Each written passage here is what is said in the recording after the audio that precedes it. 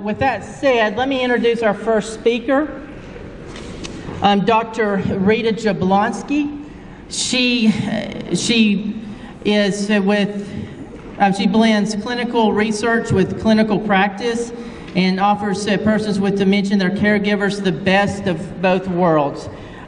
Just a little bit about her. She received her BSN from Holy Family College, her MSN from LaSalle University, Postmaster's MP certificate from the University of Pennsylvania, and a PhD from the University of Virginia. Dr. Jablonski is an established researcher who received funding from the National Institutes of Health, the Brookdale Foundation, the John A. Hartford Foundation, and the United States Department of Defense. She is a former nursing assistant, CNA, and she is internationally recognized for her pioneering work involving the oral health of persons with dementia who exhibit resistance to care. She is a professor in the School of Nursing at UAB and maintains a faculty practice as a nurse practitioner in the Memory Disorders Clinic, Division of Memory Disorders and Behavioral Neurology. She also authors a blog. Did you come up with this title of this blog? Okay.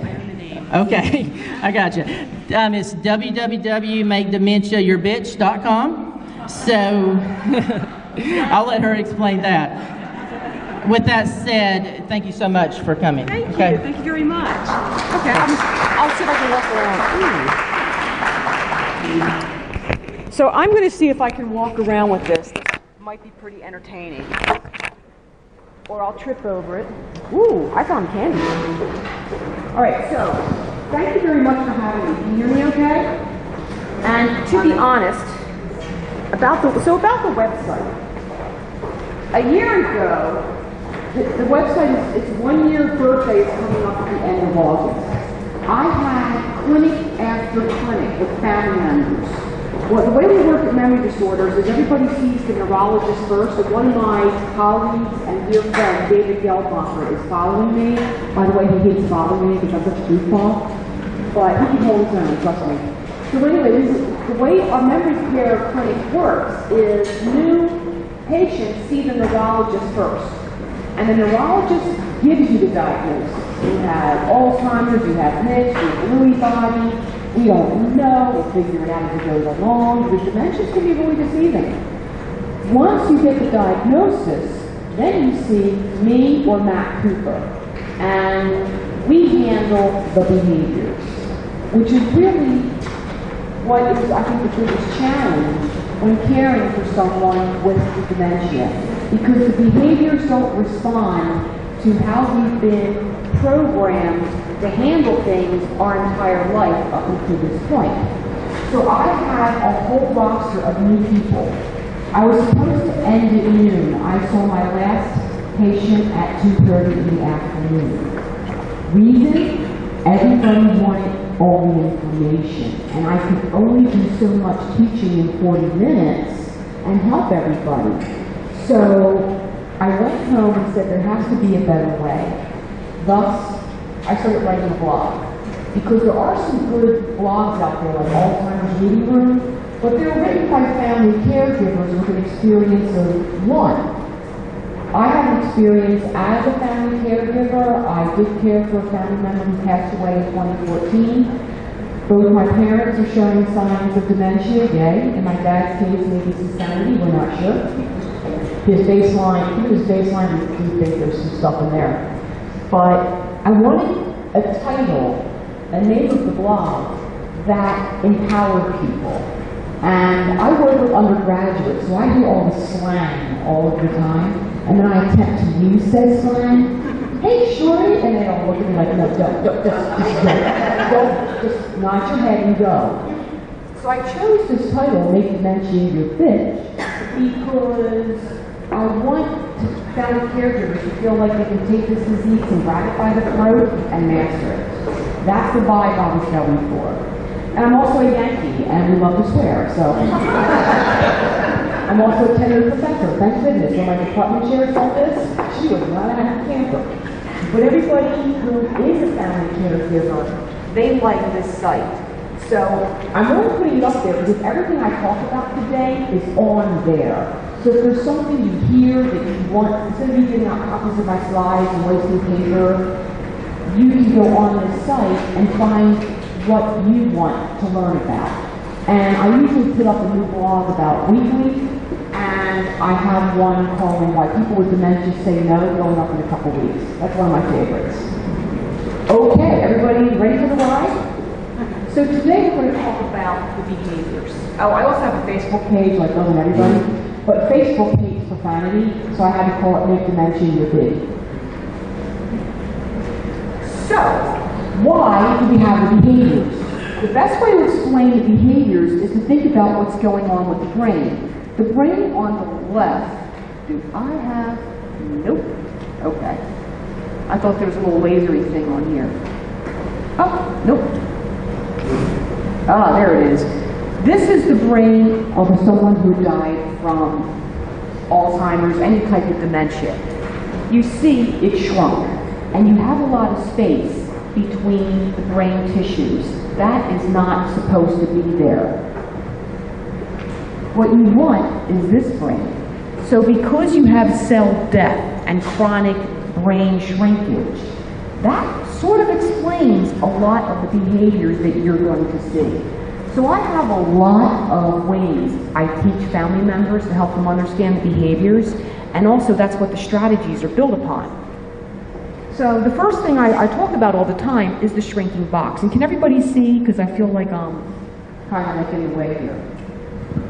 But with the shrinking box, and I'm going to ask the tech people, is it possible to have, I don't know where the tech people ran off to. Are you here?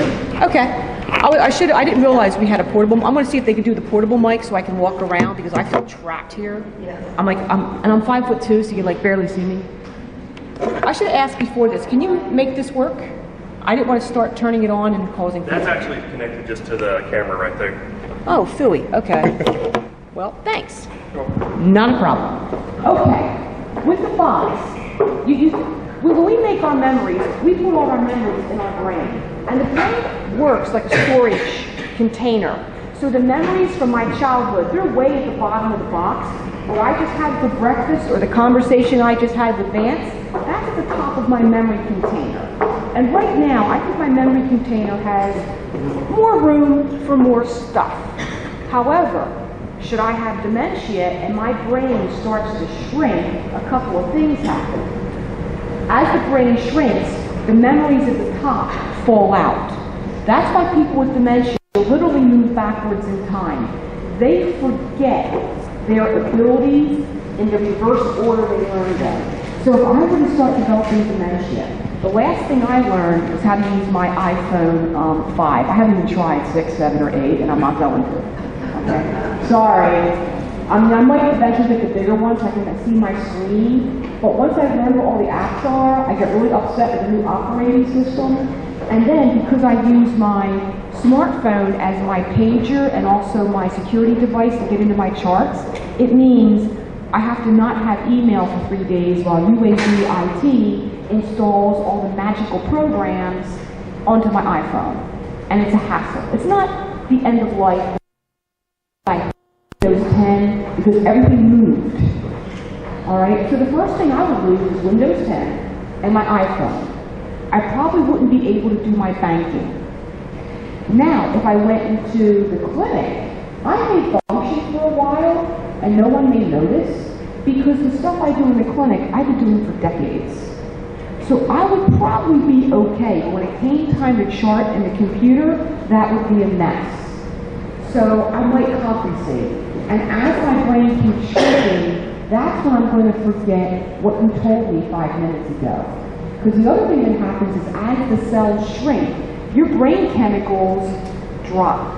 And you need a certain concentration of brain chemicals, specifically acetylcholine, to make and maintain memories. So when the number of nerve cells go down, the levels of acetylcholine, as do other chemicals like serotonin, norepinephrine, all these wonderful chemicals drop. And that's also why you may see depression and you may see anxiety. in people, especially in the beginning stages. So what happens here is you get to the point where you really can't make new memories, with a few exceptions. Look at my shrinking box. If I really wanted to pick up the teacup, I could probably pick up that teacup and shove that puppy down into the box and make it fit. My son is infamous for that when we're trying to pack for vacations or organize things. This young man can get 10 pounds of anything in a 5-pound container. What's that? Okay. But what happens is once I open up the suitcase, it's anybody's guess what is now intact after he squished everything in there. If I have dementia and I'm starting to lose my memory, but something happens that's really super positive, like I'm going to be a grandmother, or something happens that's super negative, one of my kids gets really sick. Related to that memory can cause all the acetylcholine to like light up, and I can make that memory. That's why people with dementia, they do have a certain amount of selective recall. We all do. Something that is important to me in my value system, I will gravitate toward that, and I'm okay with mobilizing my mind and my resources to hold on to that memory. Other things I'm not going to care about, and you can tell me this information 25 times, and I'm going to forget about it. So if I were to have dementia, I'd probably forget about all the faculty meetings I'm supposed to be at, because honestly, I don't want to be there anyway. So that would be the first thing that would slide out of my box. But I love being in clinic and I love teaching, so I would probably remember to show up in clinic and show up for class. Everything else would just go whoosh. The other thing that happens with the shrinking box is when the new stuff falls out, the person with dementia has access to the memories from 1972. That's why people with dementia in the mild and moderate stage can tell you in vivid detail Thanksgiving 1964. And you think, holy cow, Mom's memory is amazing, sort of. Because all the other stuff, all the new stuff is cleared out, Mom can now get to the old memories. Is this making sense? Yeah. And a lot of you sit here going, oh, that's what's going on with Dad. That's what's going on with my spouse. I can see a lot of head nods. Okay. Oh, and the other thing, for those of you in law enforcement, that's why a person with dementia may be able to recall assault or a crime. Because if someone with dementia is sexually assaulted or physically assaulted, that memory is so traumatic, it will cause all the acetylcholine and all the nerve endings to charge and have that person recall the memory. So don't let anybody tell you just because a person has cognitive impairment, they cannot recall an event. Now that being said, you can get mixed up memories, and I'm going to go into that in a minute. So the loss of current memories plus increased access to old memories, that creates a situation where the person will come up with the same topic or question over and over again, especially if it's something they're worried about. What's today? What time is it? What time is it? When I was a baby nursing assistant, it was in 1982. Boy, am I aging. And yeah, I go into the nursing home with my students, and I make sure I'm in scrubs and I have an ID badge so they'll let me out. I mean, I kind of look around going, I'm kind of with my kids now, you know? Okay. And especially because I don't know the code, because I go to so many sites, I have to start putting the codes in my iPhone, and I'm probably going to forget how to use. So I'm standing there not knowing the code, so I do kind of look like some of the residents who are pushing the buttons and hoping to get out. Which is why I wear scrubs and always have my ID badge. Now some of these places, I wouldn't mind like if they kept me in. I'm like, this is nicer than where I'm living. And they cook for me, this works. So that's why the person, so when I was a nursing assistant, in the 80s we weren't certified. You basically showed up at the nursing home and I know, this was, certification didn't occur until after 1989 with the passage of the Omnibus Reconciliation Act of 1989, actually 87. and then the stuff started happening in '89. So certification is relatively new. So when I was a CNA, you weren't certified. There were no nursing assistant academies. You showed up at the nursing home, you had some RN go through the handbook and the policies and go through all the procedures, do 1 week of orientation, fire drill, fire one the other way. Got it, okay, cool. And we didn't use gloves because we didn't have universal precautions because we were just discovering AIDS. Because in 1982, we didn't know what that was yet. So we did not wear gloves. And we took care of all bodily functions without gloves. Nobody told us to wash our hands because after every patient encounter, we would go into the sink and scrub up if we were scrubbing for surgery. Especially if you were dealing with incontinence and you're doing it with your own hands. So kind of gross, but that's the way it was. So I remember being told, like early in my nursing assistant career, that the nurse educator said, I don't care how many times somebody asks you the same question, you answer it like you've heard it for the first time. Oh, I'm like 17, 18 years old. I'm like, okay, cool. So I'm working, and this resident, her name was Florence, and she was in banking. And she would follow, she would have her wristwatch that she was always winding to the point that it was now broken, and she would follow whoever was assigned to her wing the entire 8 hours. And she was always 5 steps behind you, and all you heard for 8 hours, honey, what time is it? 9 o'clock. 5 steps. Honey, what time is it? 9 a.m. 5 more steps. I go into a room. I come out 20 minutes later. She's waiting for me. Honey, what time is it? 9:20. One day, being 17, stupid, and probably stupid, I'm so much smarter now, I think, not sure. I was having kind of a rough day, and it was like my 4th or 5th, shift in a row, day in a row, like double shifts. And because I love my overtime since I was paying for school myself. So I was going up and down the hall, and she was following me. And she asked me for the 800th time what time it was.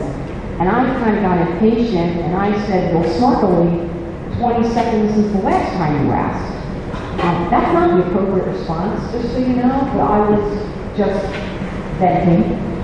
Of course, that was the one time the nursing supervisor was standing behind her and me in those nursing sneaky shoes, where they can like walk all over the place and never hear them. So I got nurse ninja 10 feet behind me, and I still have bite marks on my right butt cheek from where I got chewed out. I still have the scars. I will tell you, that was my first and last lesson in not being a smart aleck and treating people with dementia with more respect. That lesson never left me. So thank you, Ms. Haney, wherever you are. But that was something as caregivers, you're going to do stuff like this and you're going to make mistakes, you're human, but that, I will never forget that. And that's also why people will refuse. Because if you gave me my medicine and I forgot that you did, or rather, if I have a loop going in my mind that I've taken my medicine and that loop keeps playing, I have a memory of me taking my medicine and it feels like I just did it. So when you come up and hand me pills, I'm going to feel like I just had them because in my mind I just did. So that's where you get some of these refusal behaviors. So you avoid quizzing, you don't use the word remember unless you want to tick them off. Logic and arguing does not work. I was involved in a nursing home case this past week where a resident was being involuntarily discharged. The news is not new, but what I'm seeing a higher amount of these days is facilities that are cherry picking the residents. And when residents exhibit a certain level of difficult behaviors, they deem the resident too difficult for their level of care and tell the family find a new place in 30 days. Sometimes, and this is after maybe the person has been there for 4 years and is very comfortable, and moving to another place may not be a good idea. So I was brought in to testify on behalf of the family and to argue against the involuntary transfer, and I was reading the nurse's notes, and this person was, it's Dementia 101, typical behaviors. And I read in the nurse's notes, patient or resident refused meds. And the nurse said, I attempted to logically explain, now this is a person with like severe dementia, okay? I attempted to logically explain why her meds were so important. Resident responded by slapping me. And the resident then got the label of violence. And I'm thinking, honestly, that nurse deserved these terms? Because any nurse who is talking to someone with moderate to severe dementia and trying to reason with them, he or she deserves to not be working there and to go back to school. Because that is, I understand, oh my goodness, okay. The other way to think about memories is all of us, we have traffic going in on our brains. Our neurons or a system of roads.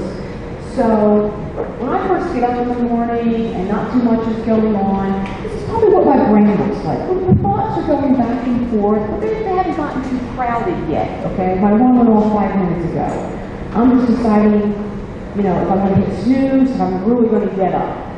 As the day goes on, all of our brains start to look like this. We have a lot of thoughts, a lot of activities zipping around the highways of our brain. You're trying to figure out. Many of us are in the sandwich generation. We may still have kids at home. We're caring for elderly parents. We have jobs or several jobs. So I would say it's probably going to look like our brain is not right now, soon.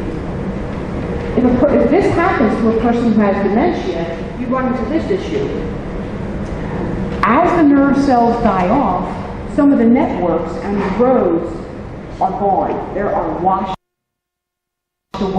The person will have to get their thoughts using detours, because the way to protect yourself is to be as mentally, physically, and socially active throughout your life, because you may not be making new nerve cells, but your nerves make new connections. So that's why it's easier to deal with a detour in downtown Birmingham, because it's a giant grid, and there's 14 different ways to get everywhere.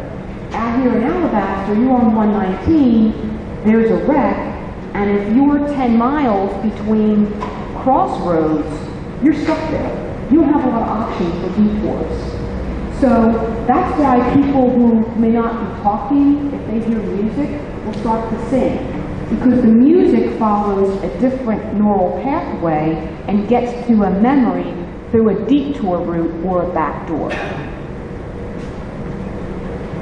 Your brain also takes memories and puts them in compartments. Maybe not as neat and tidy as a jewelry box, but pretty much like so. So my memories of things that involve steps and visual spatial and judgment and money, and my personality, that's all in the front part. Memories I have of images, that's in the back part of my brain. Memories I have of sounds, that's in the temporal lobes. And so when I want to recreate a memory, my brain goes to all those different compartments and puts together the brain, much like I might put together a favorite outfit, like I get the sweater from here and the pants from here, and I look put together, I look kind of appropriate, yay.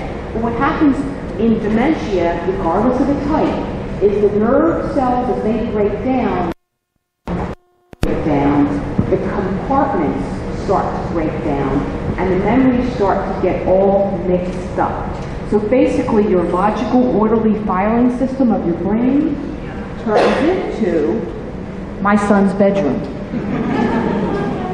I was going to actually take a picture of his bedroom and put it up there, but I didn't want like Adult Protective Services or anybody coming to my house, or hazmat.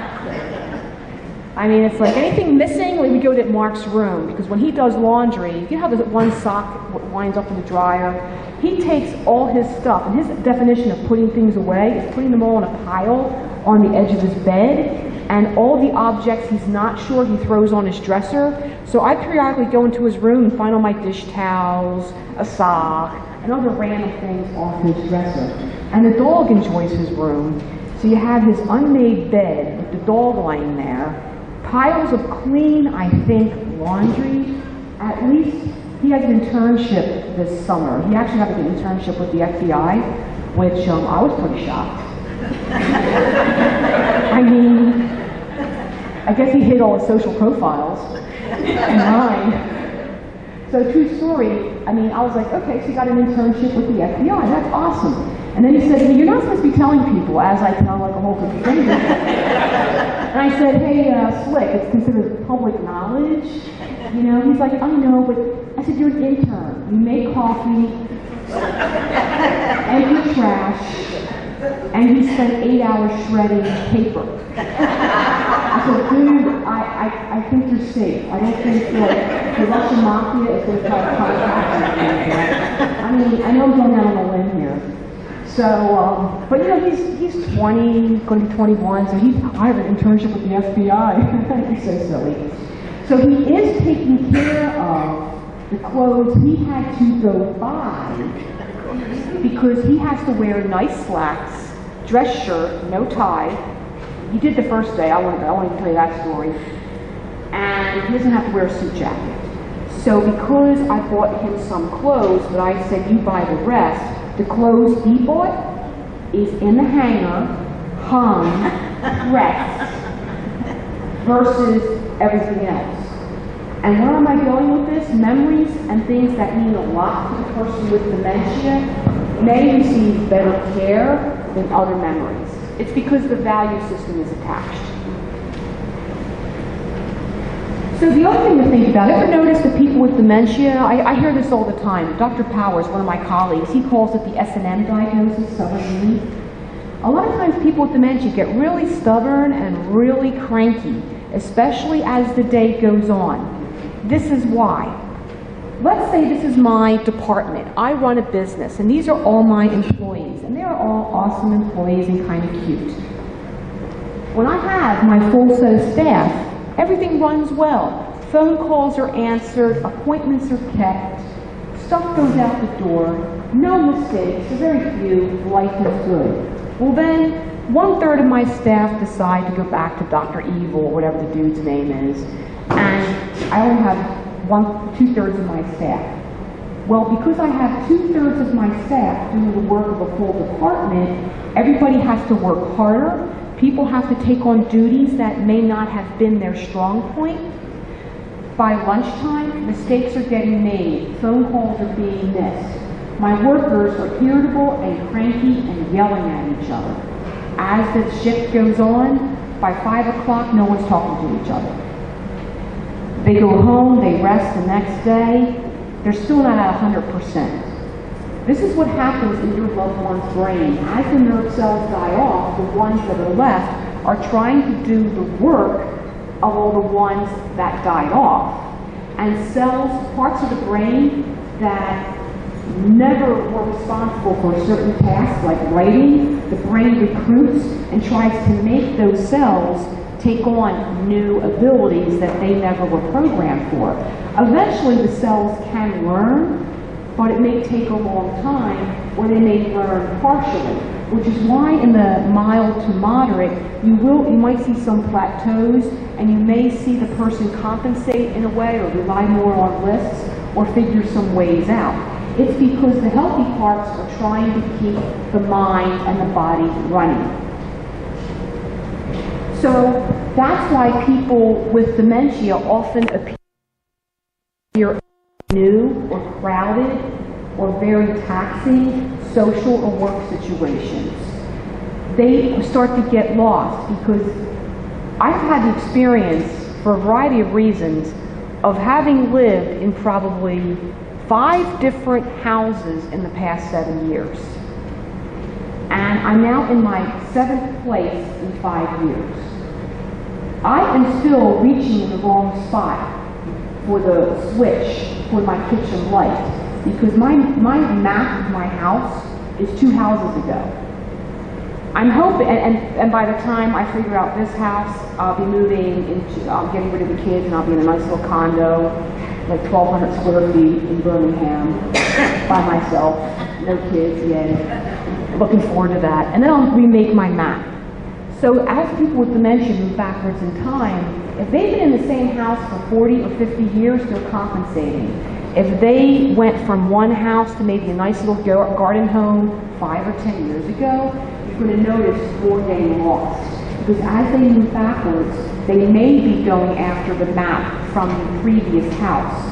I have a few clients who have like a lake house and then a regular house, and they've always bebopped back and forth for years and years. What's happening now is their mind has taken maps of both houses and mushed it together. So now they're getting lost in both properties because they have this weird map in their mind that doesn't match the reality of where they are. People also get adrift in memories. Because I have my short-term memory, I am able to have context and feel how time is passing. And I'm sure more of my hour has gone by than I realize it should, so I'm probably going to have to speed up, and I do that all the time. But you ever notice that people with dementia you'll go to the mailbox and come back, and they'll say, you've been gone for hours. Or you saw them on Monday at the nursing home, and you come on Tuesday, and you say, no one ever comes to see me. It's because, one, they're forgetting some of the short-term memory. Two, with the loss of short-term memory, there is no time context. So the passage of time feels weird. And they may go backwards in time and feel like they're in 1960, then all of a sudden they realize they're in present day, and that can be real disorienting because the old memories start to feel much more realistic. We think people with dementia hallucinate, but I wonder if they are hallucinating or if they are experiencing memories that are just so vivid that they feel like they're there. I don't know, that's kind of up for grabs. You get 10 neurologists in the room who have 10 different opinions. But just something to think. But I think of a lot of times people with dementia are literally like a boat without an anchor when it comes to the passage of time. So, misidentification of people. My niece is right here, and that's me, my mom, and my sister. My mom may start to see my niece and call her by my name because that's me at age 4. And if you can, it almost looks like Lauren's baby picture. So I know myself, when I go to a family reunion and I'm looking at my nieces and nephews who are now in their like 30s, they look like my brother or sister at that age. So it is weird where I may turn and I may look at Dylan and I want to call him Art because he is like a spitting image of my brother at that age. That's why people with dementia may look at a grandchild and call the grandchild by maybe the child's name, or what happens a lot is I've had moms and dads think that their adult son or daughter is their spouse because of the amazing resemblance. There's a picture of my mom in her 40s on her fridge. And every time my kids go to visit, well, they don't do it anymore, but they used to think that was me. And they wanted to know, A, why do I have blonde hair? And 2, why was I with all these people? And my mom kept telling them, it was my mom at 45. So my mom at 45 looks exactly like I did at 45. So the good news is that picture is my mom at, she'll probably kill me, but she's not here, you won't tell her, right? My mom's going to be 80. And she looks pretty good, so there's hope for me. Okay. Caregiver vibes. Have you ever noticed there's certain people that they walk into a room and you interact with them and you're so happy to see them. They just give off all this positive energy and rainbows and sunshine and unicorns. They're great. Then there's other people, they're like Eeyore. You see they have a little cloud over their head. I mean, I have some colleagues, I see them in the school of nursing, and I was like out of my way to like leave the building, walk a mile and a half, so I'll have to deal with them because they're just miserable. And every time I interact with them, I need Prozac or a shot or something because their vibe is so negative that it sucks the energy out of the room. All of us give off energy and vibes, and this is where you have to watch it when you're caring for someone with dementia. People with dementia start to lose the ability to understand the spoken word and they rely more on gestures, facial expressions. They also start to sense your vibes. So if you walk into a room, you're trying to take mom to the doctors or you're taking care of this resident at your facility and you're behind and you're trying to rush and you're anxious, the person with dementia picks right up on it and you have a problem. One of the paradoxes I tell my students when we're in long-term care, the slower you move, the faster you get done.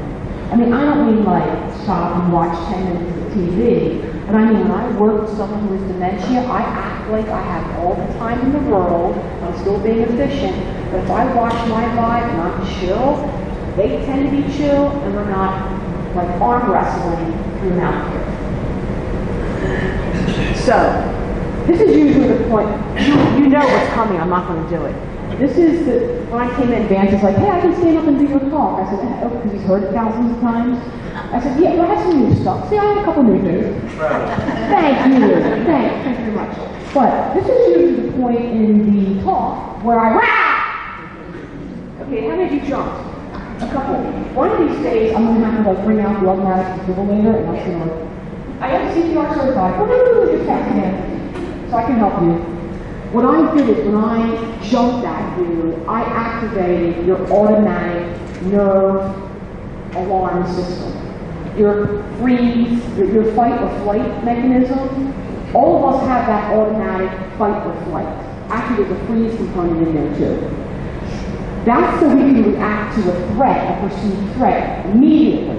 Now, if I were to jump up and down and scream at you again, nothing would happen because you would be expecting it. That's because the frontal cortex of the brain is overriding the fear response part of your brain and saying, calm down, she's just doing this for effect. That's why people can jump out of planes and scuba dive and get on horses and do crazy stuff. Their common sense part of their brain, well, I shouldn't say common sense, but their frontal cortex can override the amygdala and stop the fear response. The problem with people who have dementia is that their lizard brain here stays pretty much alive and well. The hippocampus, which is right here, the hippocampus talks to the amygdala and says, calm down. The person wants to help you. The person is not trying to assault you. So the amygdala stays pretty healthy, but the parts of the brain that inform and tell you whether it's deteriorate, and then the highways that talk from the frontal lobe and try to explain to the amygdala everything's okay, the highways are washed out.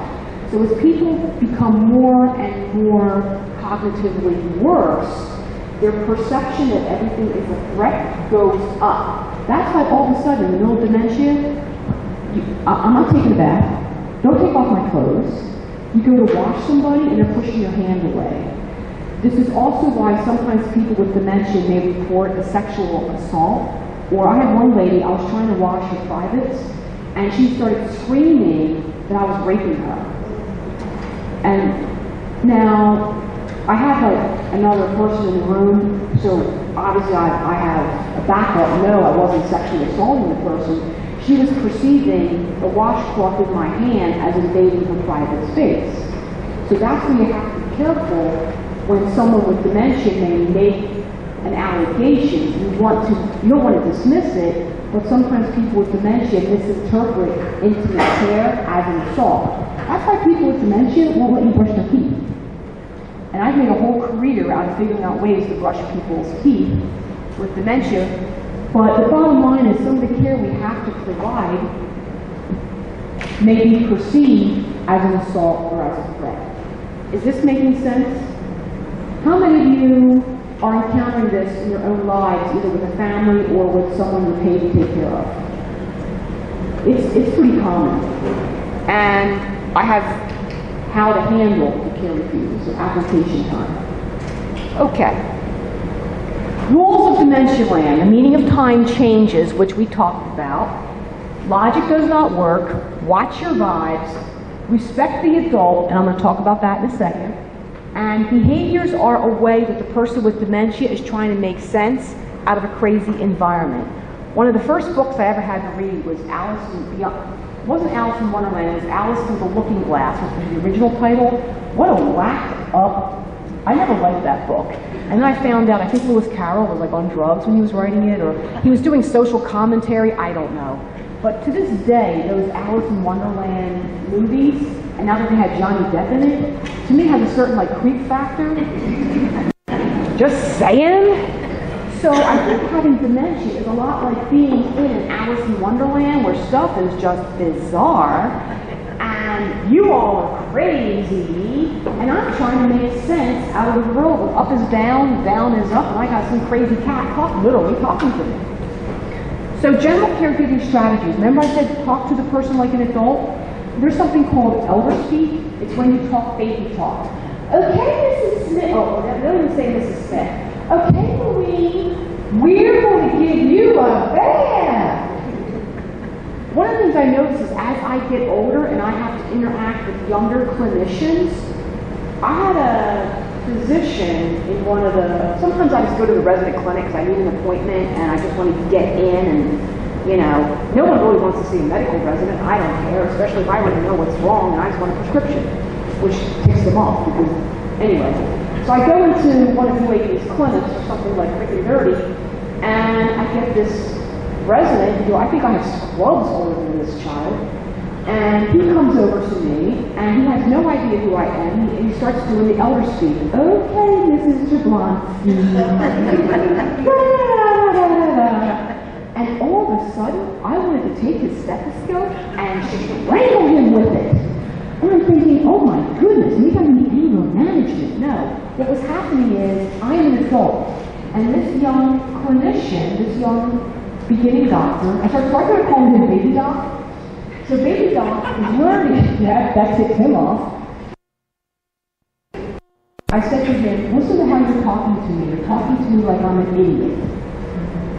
I'm not. And he wasn't even aware. He sees all older people, and I'm in that demographic. You all are just so cute. I said, never say older and cute in the same sentence. Trust me on that. And we had a little talk, and he didn't realize he was doing that. And I know I did it as a baby nurse. I feel like I should go back to everybody I saw the first 5 years of my career and apologize because of all the stuff I didn't know and I probably did. So a lot of us in caregiving roles may talk to the person with dementia in a childlike fashion. Do not do that. You are attacking their dignity. A person with dementia will forget he or she was married. I'm banging on it. It took me a while to get that. Okay. Yep. Couple like husbands, I would be happy if that part of my memory disappeared. Okay. I may forget I was married, I may forget the names of my kids, but I will never forget I am a grown woman, no matter how childlike I may be behaving. So if you treat me like a child, I will go after you, because you are assaulting my dignity. There's a researcher by the name of Christine Williams out in northern Florida who made a whole career out of noticing that every time CNAs use elder speak, they got hit. She had videos of problem residents who were always hitting and attacking other CNAs, and they found out the #1 trigger was the CNA went to elder speak and the person responded in a bad way. So if you do want to get slapped, just do that.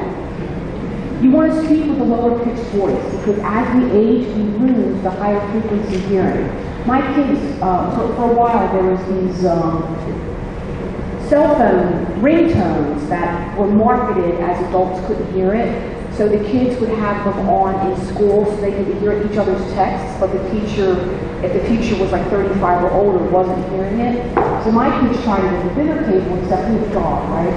So I kept noticing the dog. And so every time I noticed the dog react, I looked at the kids and said, turn that damn phone off. And they're like, you can hear that? I said, yeah. No.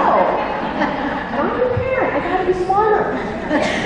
So they also thought for years I eyed in the back of my head because I told them that. I mean, I fell asleep one time and my son was back there and he was like 5 years old. Like, that's why I ran all that day. You want to encourage as much self-care as safely possible, because if I don't do something and I forget how to do it, I won't have enough acetylcholine to relearn how to do it. And that's where families sometimes overcompensate. I had a family I saw this week. She started doing more and more for her husband because she wanted to take care of him. Well, then she tripped over the cat and sprained her ankle, and she wanted her husband to help her more. So she turned to her husband and said, go get the butter. And he looked at her, but he didn't know what to do. And she said, go to the fridge. He walked over to the fridge. He stopped. open the door. She had to give, she couldn't say go get the butter. She had to give him the 27 steps to get him to the butter and back. And at that point, she's like, the heck with this. I will walk on my sprained foot, even though I'm not supposed to. And when she came into the clinic, she said, he was fine, but he really got bad when I sprained my ankle.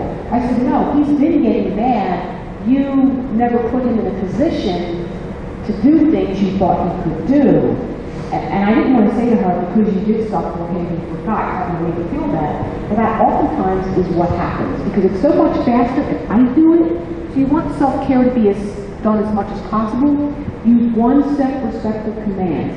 Because like I just told you, if I say to someone with dementia, go get the butter, there's too many steps in there. I have to break everything down. So if I want someone to get dressed, put on your sock. And I want to not just use my words, but use gestures. Put on your sock. Take your glasses off. Put your glasses on. And as you keep it more positive as possible, you also may support the memories by attaching the positive emotions. People with dementia may forget that you talked to them, they may forget what happened, but a positive or negative mood will persist for hours. And we do that now. If I have a really good visit with my mom, the whole flight back from Philly, I'm in a great mood. I mean, I'll be in a good mood for like days because I had a great visit with my mom. If I had a visit with my mom and it didn't go well and I was arguing with my brothers and sisters about something, I'll be miserable from the flight from Philly all the way to Birmingham, and I'll probably be in a bad mood for days afterwards. So that's the way we all roll. But with dementia, it gets magnified.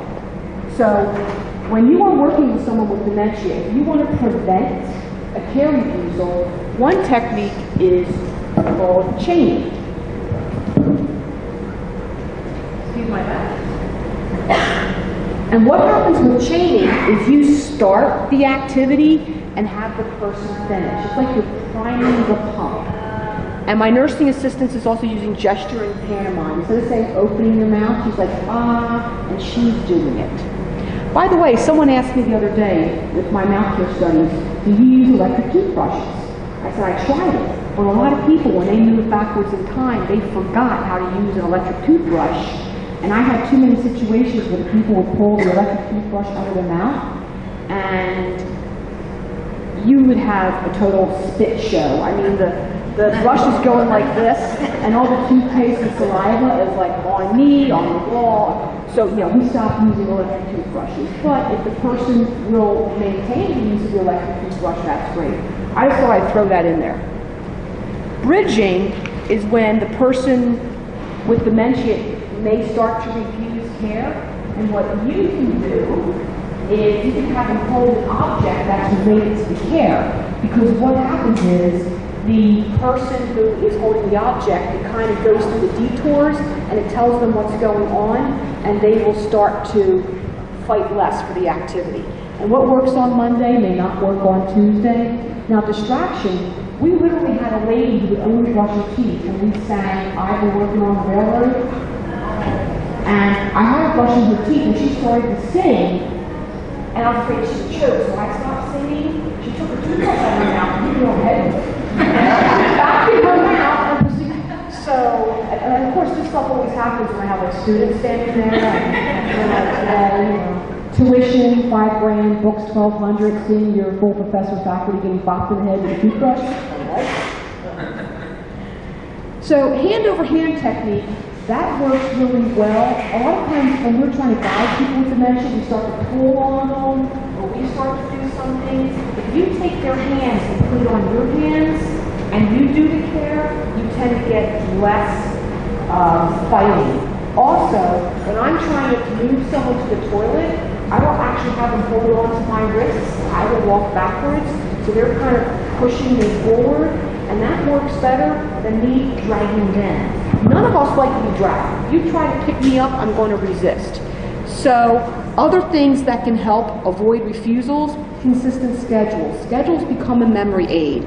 I talked about moods, sensory deficits. Keep those hearing aids with the full battery. The new ones seem to burn batteries like nothing. And make sure the glasses are clean. I didn't appreciate that until I got these glasses that they don't have the frame. And these puppies seem to get like every fingerprint on them. And I will, by the end of the day, I think I have cataracts. Because I'm looking through, and then I realize I gotta clean my glasses. So there's a lot of times we take that for granted. We may not keep the glasses and hearing aids in top-notch order. Smile, gentle touch, those are great ways to get trust. Short one-step requests, no elder speak. Sometimes as caregivers, we put too much pressure on ourselves. What will people think? I think we do the same thing as parents. As long, I mean, if your mom wants to wear the same outfit 2 days in a row and the outfit's okay, you may want to pick another battle. I have families who have bought 5 shirts and 5 pants that are identical because the person only wants to wear the Alabama, I'm sorry Auburn fans, but the Alabama shirt with the black pants. And so the family, instead of arguing, they just went to Walmart and bought 5 of everything. And as soon as mom takes the old one off, they ditch it and they hang the new one in. If you really have to modify the environment, because I have people who will dress in inappropriate clothes or want to wear certain outfits, and so I have families who handle that by putting 1 or 2 or 3 outfits in the closet at a time. Sometimes it's best to apologize. You can be right or you can be happy. So let's say you tell your loved one on Monday, your doctor's appointment on Friday, you have 87 post-it notes all over the house, in every bathroom and every surface. Friday comes, come on mom, we're going to the doctor's. What? What doctor's appointment? You never told me. Meanwhile, you're looking at the 87 post-it notes, your mom has one on her forehead, and what most caregivers will do is they'll say, but mom, I did tell you. No, the person forgot that she forgot. When you encounter that, your script is, I forgot, I am so sorry. When I was a family caregiver, that's all I said. I walked around all day, oh, I'm sorry, I forgot. And it got to the point where my mother-in-law was like, are you sure you're okay? Do you have dementia? Haven't been diagnosed, which is the truth, I'm right. So gestures and pantomime work well, and distracting and asking for help, especially if it's a child-parent dyad, or you're much younger than the person. Could you help me by putting on your pants? Can you help me by holding this? That is another way to get around behaviors. And I'm sure you all know this. You never ask, do you want to do something? Because what will you get? Exactly. No is a default. And you want to know why? One of the first words we learn as a kid? Right around mama. Mama and no. So, moving backwards in time, the last thing we forget is the word no. So I had a situation where my son, he learned the word no about 10 minutes after he was born. And that's all he ever heard. My older 2 were pretty decent, my younger was a challenge. And I wasn't a big fan of corporal punishment when he showed up, and it worked, so just a second. Anyway, he went through a period of time when his answer for everything was no, even if it was yes. So his sisters used to tease him, and I would hear it. They'd be in the kitchen, and Claire would get a bowl of ice cream. Now, she was like 6, and he was 2, okay. And so she would eat the ice cream, and he would want some, and she'd take the spoon of ice cream and put it in front of his face, and she'd say, Mark, do you want this? And he'd say, no! And she said, oh, you said no, put it in your mouth. You know how well that is. So I think that people with dementia, they get into that a little bit. So instead of saying yes, no, here, put this on, let's do this. And avoid rushing. If someone is refusing, you need to think about, enter their reality, about why. And with entering their reality, we used to call something fiblets or therapeutic fibbing. Therapeutic fibbing hit the literature in 1989. And I used it for a long time, because when I worked in a nursing home, I had someone who'd walk around and say, where's my mom? And she'd be crying, where's my mom? I miss my mom. And when we first started being with people with dementia, we were told to present reality. In 1992, that was the state of the science. You had to reorient people. That didn't work. That was a mess. So here I'm in nursing school, where that's what I'm being taught, and I'm going into the nursing home where the LPN looks at me like I'm an idiot, and when the person says, where's my mom, the LPN says, she's at the store. Oh, okay, and the person wanders off. And I said, hey, that's pretty cool. So I started doing therapeutic fibbing. Fast forward a couple of years later, I'm a nurse practitioner, I'm working with people who are care resistant, I'm brushing some lady's teeth with my students, because I was clinical, and the lady stops brushing her teeth and says, where's my mom? And I said, oh, your mom went shopping. And the woman stopped and looked at me and said, my mom's been dead for years.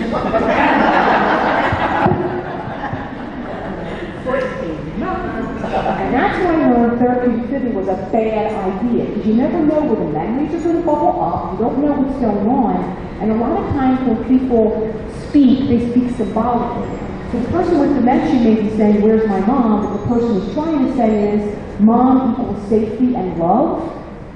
I want to be someplace safe, I want to be someplace I'm loved. And what time is it? Because I think I better gone over. Yeah, 5. It's 10:05? Yes. Okay, I will wrap up very quickly. So we don't use therapeutic fibbing, we enter their reality. It's a little bit the same, but it feels different. So, when someone says, where's my mom? I miss my mom. I respond, tell me about your mom. I'm not shutting down communication, I'm opening up validation. Mary Vail is an expert and has done all this work on validation therapy, and this is her work I am stealing from, although I am giving her attribution. She's done tremendous work in this area. Another reason for therapeutic fibbing is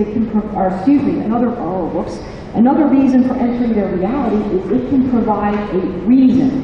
We had a gentleman who was a retired attorney. He would sit in his soiled clothes and would not let anybody undress him. He would not go to the bathroom. He was early onset, so he was in his late 50s when everything started happening. And he was a strong gentleman. I think this guy ran marathons and stuff. So here we have this 58-year-old, strong, like, I'm 5'2", so everybody looks 6'6" to me. But he towered over me. He was like guitar, he was a big guy.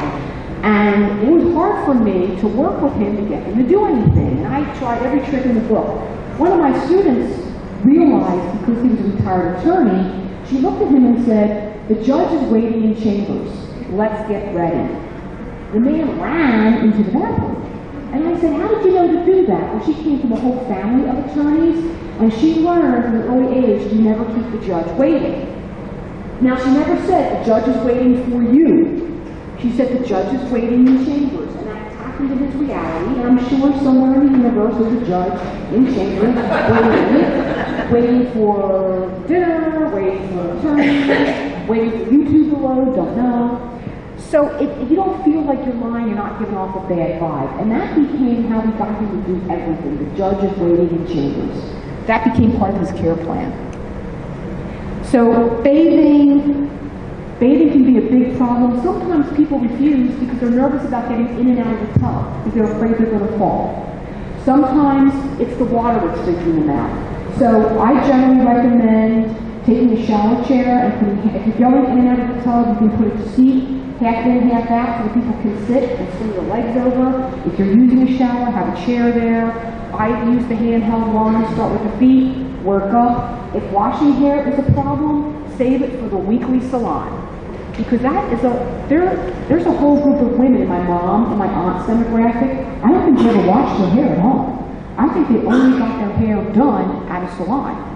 So if that's their past history, then you follow that. And mouth care. We don't use string floss, we use what's called perio brushes. They do a great job, and the person with dementia will hold them like a toothpick and pick their teeth. The other thing is, if you have a problem with the person, especially if they have Parkinson's, clamping on the toothbrush, we use 2 toothbrushes. You put one in the mouth, and then when they bite down on it, you turn it on its side and use it as a fulcrum, like a little jack. And while you're biting on the one toothbrush, you take your second in your other hand, and you brush that side of the mouth, and then just switch. It takes a little bit of practice, but it works really well. Especially, we do this in the nursing home a lot. And medications, you may have to go to liquid, or medications that can be chewed. You can perhaps mix with ice cream or Jell-O. The other thing you may want to do is make it a joint experience. Here, honey, here's your pills, I'm taking mine. I had a family member say, I don't take pills. I said, so take a couple Tic Tacs. Take some M&Ms, some Skittles. And she was like, that was a good idea. I had a wife who her husband would only take his meds if she told him it was Viagra. It worked. We worked judgment. And I have another lady, she is a beautiful woman, always took good care of her skin, very meticulous. Her husband would give her her medication, and at first he said, this helps your memory, and she said, my memory's fine. And then he said, this will help you to look younger. Well, she was looking for more pills. So you meet the person where he or she is at and enter their reality. Toileting, a lot of times, people with dementia will get lost. As dementia gets worse, they may have trouble undoing their outfits. So finding pants and clothes that are easily removable, tracksuits are a beautiful thing, and elastic. Sometimes a person with dementia will start to fiddle with their clothes. I had one lady who would start to disrobe, and her family would get upset. And she was disrobing because she had to go to the bathroom, and she couldn't figure out what the bathroom was. So look at the person's cues. If you notice they start to disrobe, get into a bathroom. And most of us follow a pattern. You get up, you have your first cup of coffee or tea, start to eat something, you go into the bathroom for your morning stuff, and you start to anticipate and have the person go. Now the person will start to say, I don't have to go. Okay, that's when you can have them hold on to your wrists and you can walk backwards and get them in the bathroom. Somehow I would get my mother-in-law to go to the bathroom, as I would say, Mary, I have to go. How about you come with me? Because I knew she always had to go, even though she'd say no. And we'd both go into the bathroom, and as soon as she saw the toilet, she'd say, oh, honey, I have to go. So we would just go to the bathroom together. And as women, we always go in clumps anyway, so nobody noticed. And bedtime schedules are really important, and activities to keep people tired. Do not let people sleep all day. Do not use Benadryl or Z-Quil or those products. They all contain a chemical called diphenhydramine hydrochloride, and that may cause some people to get super stimulated.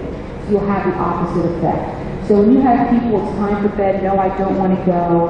Okay, well, let's just lay down, and I have families who have all sorts of rituals. We don't have to go to bed yet. Let's just go and let's watch some TV. And then the person starts to doze off. Or they have the hot milk.